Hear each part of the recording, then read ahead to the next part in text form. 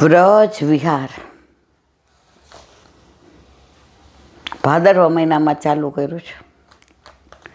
જન્મો સુધી વ્રજની વાતો કરીએ, ગુણાનુવાદ કરીએ મારા વાલા, તો એને વિરામ ના આપી શકાય.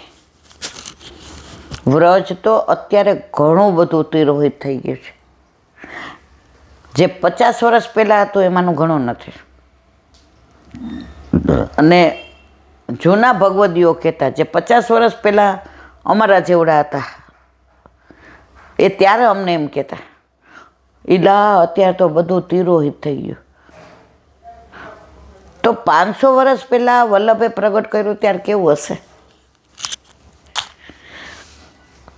તો બને ત્યાં સુધી લીલી પરિક્રમા કરવી. સુકીમાં કેવું છે, બેઠકજી અને આજુબાજુ. લીલી પરિક્રમામાં તમને બધા જ દર્શન થાય. તમે કામવન જાઓ તો તમને લપસણી શિલામાં એવો આનંદ, ગમે એવો ગ્રીષ્મ ઋતુ હોય, તડકો હોય, પણ તમે એ શિલામાં લપસો ને, ઠાકોરજી જ્યાં લપસ્યા હોય ત્યાં, તમને જરાય ગરમી ન લાગે. તમે 84 ખંભમાં જાઓ, અત્યાર સુધી કોઈએ 84 ગણી જ નથી શક્યા. અમે 8માં ગયા ને, તો આપણે તો 8માં તો આમ નવા હોય એટલે દોઢા. હું કહું, હેમાબેન તમે આ ઉભા રહ્યો, અહીંથી શરૂ કરું, થાય જ 84. 1.5 કલાક મથી કેટલા, ત્યાં તો નાના હોય એટલે આમ ઊભાઈ રહીએ ને બધું કરીએ. અત્યારે તો એ 1 સેકન્ડ ઊભું રહેવાની ત્રેવડ નથી. કોઈક વાર 83 થાય, કોઈક વાર 82 થાય, કોઈક વાર 85 થાય. વ્રજમાં હજી ઘણી આવી લીલા સ્થળે છે, પણ ધીમે ધીમે બધું તિરોહિત થાય છે. તમે વિમલ કુંડને એ જાઓ, સામે પેલી બાજુ શંકર ભગવાનનું મંદિર છે, કામેશ્વર ભગવાન. થોડું આમ અઘરું છે, ત્યાં નથી જઈ શકાતો, પણ ઘણી લીલા સ્થળી એવી છે કે તિરોહિત થઈ છે, પણ છતાં એના અવશેષો હજી બાકી છે. તો આપણે અહીંયા જતીપુરા મુખારવિંદની વાત કરી. હવે ઉપર શ્રીનાથજીનું મંદિર, આ વાત બધા જાણો છો, નહીં તો આની વાત તો કરવી હોય તો 2-3 અઠવાડિયા ચાલે. પણ બધાને આની ખબર છે, કારણ કે બધાએ શ્રીનાથજી ચરિત્રામૃત વાંચેલું છે. કે ઝારખંડમાં વલ્લભ પરિક્રમા કરતા હતા અને ઠાકોરજી અવાજ દીધો કે મને પ્રગટ કરો અને પાઠ બેસાડો. વલ્લભ પધાર્યા. અંબાલાના પુરણમલ ક્ષત્રિયને સ્વપ્નમાં કીધું, મારું મંદિર સિદ્ધ કરાવ. અને અહીં આવ્યા, વલ્લભને મળ્યા. વલ્લભ કે બરાબર, બોલાવો. ચિત્રકારને બોલાવ્યો. મસ્ત દોર, ગૃહ, ઘર, મારે ધજાઈ નથી જોઈતી, મંદિરે નહીં, પુષ્ટિ માર્ગ, મંદિર માર્ગ છે જ નહીં, ગૃહ સેવાનો માર્ગ છે. ઓલા એ દોર્યું, એ દોરે ઘર, ઉપર થઈ જાય ધજા ને મંદિર. વલ્લભને બતાવે. વલ્લભ કે આવું નથી કહેતો હું. એ કે હું દોરું, એ કે ફરી દોર. બીજી વાર દોર્યું, બીજી વાર એ શિખરબંધ અને પાછી ધજા. વલ્લભ કે મારે ઘર જોઈએ છે, ઘર. ઘરે ઘરે ઠાકોરજી. મંદિરમાં તો બધા માર્ગમાં છે જ. મારો વૈષ્ણવ દોડાદોડી નહીં કરે, મારો વૈષ્ણવ ચારે બાજુ ફરશે નહીં. મારા વૈષ્ણવના ઘરે ઠાકોરજી હોય તો પછી કોરોના આવે કે એની તબિયત સારી ન હોય કે એના પગ રહી જાય, પણ ઠાકોરજી એના વિના રહે નહીં. એને ચરણ સ્પર્શ થાય ને થાય. મારે ગૃહ સેવા જોઈએ. ઓલા ત્રીજી વાર એ શિખર. વલ્લભ હંસા. આપને મંદિરમાં પૂજાવું છે, નિજેચ્છા તે કરીશ્યતે, જેવી આપણી ઈચ્છા. અને પૂરણમલે એ મંદિર સિદ્ધ કરાવ્યું. પૈસા ખોટા, પાછા ગયા, પાછા કમાઈને આવ્યા. બધાએ કીધું અમે, તો કે ના, જેને સ્વપ્ન આવ્યું છે એ જ બંધાવશે. અને અક્ષય તૃતીયાએ પાઠ બેસાડ્યા. સાવ નાનું મંદિર. અને પૂરણમલ ક્ષત્રિયને પૂછ્યું, બોલ તારો કાંઈ મનોરથ છે? એ કે હા, મારે ઠાકોરજીને અત્તર સુગંધી સમર્પી છે. એકલા એ જ એવા ભક્ત છે જેને વલ્લભે એ અધિકાર આપ્યો. જે મંદિર અત્યારે થોડું ખંડિત થયું છે, પણ સોના ચાંદીની ઘંટી હોય છે, તેલને કૂવા, ઘીના ને એ બધાય દર્શન થાય છે.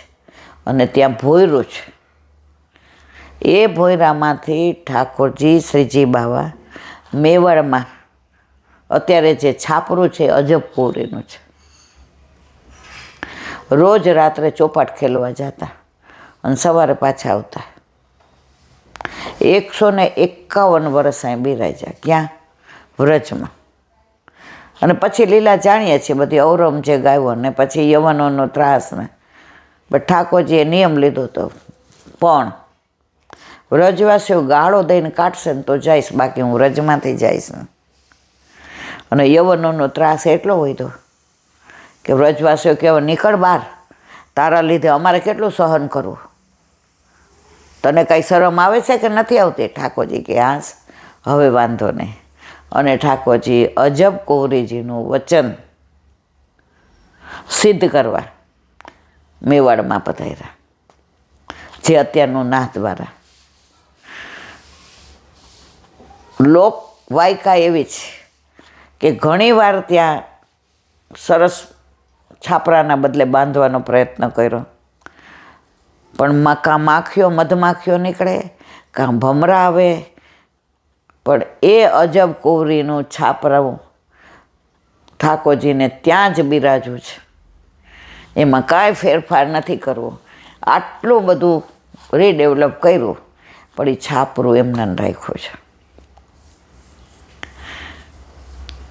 ત્યાં વલ્લભના ગુપ્ત બેઠકજી પણ બિરાજે છે, કારણ કે વલ્લભ સેવા પહોંચીને ભાગવત પારાયણ કરવા બેસતા હતા. તો ત્યાં પરેના બેઠકજી છે, મોહન ભંગીની બારી છે, પરેની બારી છે. અને વાતાવરણ બહાર એટલું સરસ છે. આ મેં ઉપર છેલ્લું કીધું. હવે જુઓ શ્રીનાથજીનું મંદિર. અંબાલાના પૂરણમલ ક્ષત્રિયે ગિરિરાજી ઉપર મહાપ્રભુની કૃપાથી આ મંદિર બંધાવેલું. મહાપ્રભુજીએ નકશો તો નંદાલય જેવો, ગૃહસ્થના ઘર જેવો કરવાનું કહેલો. શ્રીનાથજીની ઈચ્છાથી થઈ ગયો 3 વાર શિખરબંધ મંદિર જેવો. ભગવત ઈચ્છા સ્વીકારીને સિદ્ધાંતથી પર થઈને દાસ ધર્મ સ્નેહના સીમા રૂપે મંદિરની અનુમતિ મહાપ્રભુજી આપેલી. પુષ્ટિ માર્ગીય જેટલા બી મંદિર છે ક્યાંય શિખરબંધ નથી, ક્યાંય ધજા નથી, સિવાય શ્રીનાથજીમાં. અને 7 ધજા છે, એ બધાનો ભાવ છે. ઉપર સુદર્શન ચક્ર છે, એનો ભાવ છે. નાનો કળશ ને મોટો કળશ છે, એનો ભાવ છે. એકવાર આપણે શ્રીનાથજીના મંદિરની ભાવના લેશું ત્યારે બધું અંદર વર્ણન કરીશું. તો આ એક જ મંદિર, બાકી તમે હવેલી છે, અહીંયા બધા મંદિર કહે છે. સૌરાષ્ટ્રમાં તો આજની તારીખમાંય હવેલી જ કહેવામાં આવે છે. તો હવેલી એટલે ઘર, વલ્લભનું ઘર. પહેલાં વલ્લભનું ઘર હતું એ જ હવેલી હતી. હવે આટલા મંદિરો થયા. બાકી 200 વર્ષ પહેલાં તો જ્યાં વલ્લભ બિરાજતા હોય, વલ્લભકુળ, અને એમના નિધિ જ્યાં બિરાજતા હોય એ જ હવેલી.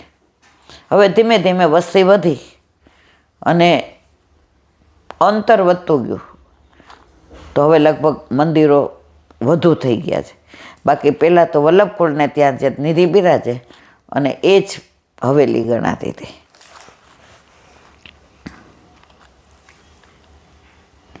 અહીં શ્રીનાથજી 151 વર્ષ બિરાજેલા. અત્યારે અહીં ચરણ ચોકી છે. શ્રી ગોવર્ધનનાથજી મેવાડમાં શ્રીનાથ દ્વારમાં બિરાજે છે.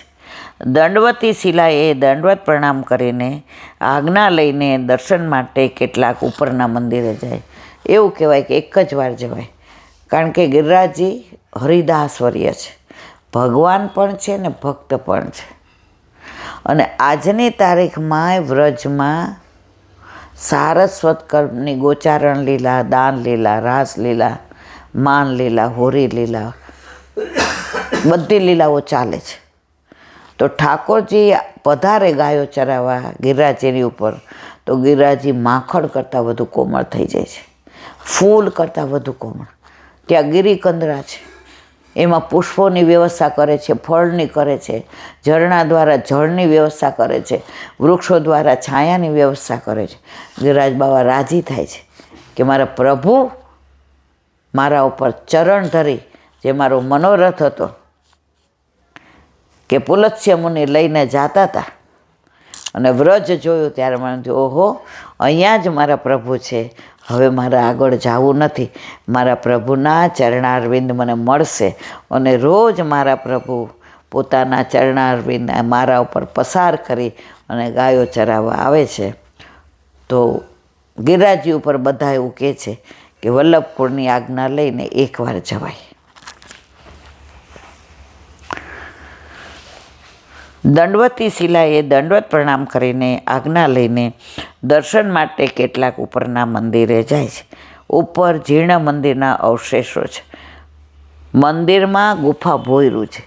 કહેવાય છે તે માર્ગે મેવાડ જવાય છે. શ્રીનાથજી તે રસ્તે અજબ ગૌરી પાસે પધારતા. અહીં મહાપ્રભુજીના ગુપ્ત બેઠકજી કહેવાય છે. બાજુમાં આંજની સિંદૂરી શિલા કહેવાતી હતી. તમે આંજની શિલામાં આમ ઘસો ને એટલે આંજણ આવે, સિંદૂરી શિલામાં આમ ઘસો ને એટલે સિંદૂર આવે. અમે એકવાર કોના ભેગા ગયા હતા, કોઈ જે ને વહુજી ભેગા ગયા હતા, તો એમણે જ અમને આમ ઘસીને બતાવ્યું હતું, અને બધા આંખોમાં એંજું, અને સિંદૂરીથી બધાએ ચાંદલો કરીને સેથી પૂરી હતી. રાધાજીનાય ચરણાવી છે, ઠાકોરજીનાય છે. હજી બધું વ્રજમાં ભલે તિરોહિત થઈ રહ્યું ધીમે ધીમે, કારણ કે રોજ જે એક તોલભર ગિરિરાજજી ઘટે છે. પુલત્સ્ય મુનિનો શાપ કે હું તમને લઈ જવા આવ્યો તો કાશીમાં, કે મારે તમારી આટલી સુંદરતા છે, તપ તમારામાં કરવું હતું, પણ તમે તો અહીં રોકાઈ ગયા. તો જાઓ, રોજ એક તલભાર ઘટશો. 50 વર્ષ પહેલાં દંડવતી શિલા આટલી હતી, મને બરાબર યાદ છે. આમ અમને ઊંચા કરીને દર્શન કરાવતા હતા. અત્યારે જુઓ સાવ નીચે વહી ગઈ છે. આજે 25 વર્ષ પહેલાં જોઈએ તેના કરતાં હવે નીચે વહી ગઈ છે. તો જે શાપ આપ્યો છે તે રોજ એક તલભાર તમે ઘટશો, એની પ્રતીતિ આપણે કરીએ છીએ. શ્રીનાથજીના શૃંગાર કરીને મહાપ્રભુજી ભાગવત પાઠ કરતા હતા. રાજભોગની વાર હતી, તો સામનેજી રૂમઝૂમ કરતા આવ્યા. વલ્લભે જોયું, દમલા આ સામનેજી તો ભોગ લઈને આવ્યા હતા. વલ્લભ સમજી ગયા કે ઠાકોરજીને શૃંગાર પછી ભૂખ લાગે છે અને રાજભોગમાં અવેર થાય છે, તો સામનેજી ગોપી વલ્લભ ભોગ લઈને આવ્યા. ત્યારથી વલ્લભે કીધું કે શૃંગાર પછી ગોપી વલ્લભ ભોગ ઠાકોરજીને આવે, પણ વલ્લભકુળના ઘરે આવે, આપણા ઘરે નહીં. તો ત્યાં એક ભોગ વધુ આવે છે, ગોપી વલ્લભ ભોગ.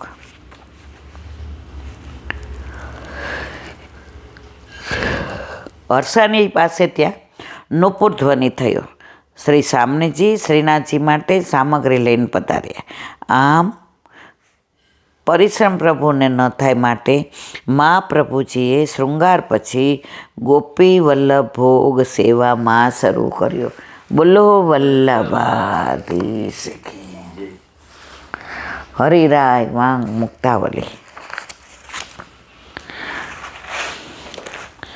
ધર્મ પર વિશેષ ભાર મૂકવામાં આવે છે, પરંતુ પુષ્ટિ માર્ગમાં તો તમામ ધર્મનું તાત્પર્ય પ્રભુમાં જાણી મન, વાણી અને દેહ વડે શ્રી કૃષ્ણને ચંદ્રને સેવા.